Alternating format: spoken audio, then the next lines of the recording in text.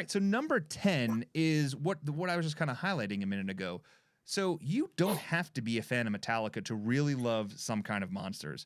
I remember seeing this movie in at the theaters. I was working at the movie theaters. I remember seeing this, and I was mesmerized by the true rawness of how Mhm. opened they were, because this entire documentary is really peeling back a true sense of what it's like to be in a band for so long, having a break in a riff in a band, and how to try to mend it by adding a new member into it, with the other member leaving in such a hasty way, trying Mhm. to develop a new album, and then learning about the band.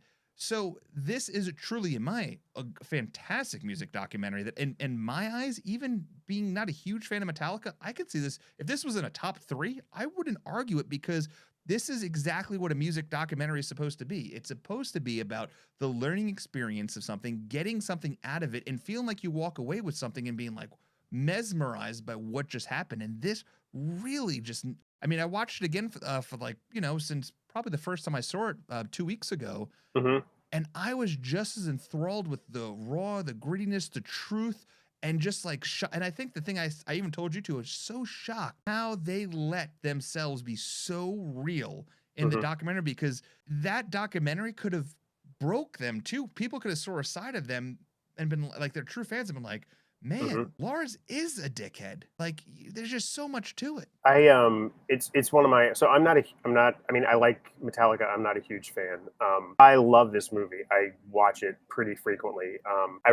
I love, especially, and I think there's even another, when we talk about, concert film versus, music documentary, I think you could even make an argument for a third category of there being a, recording, of documentaries about making records.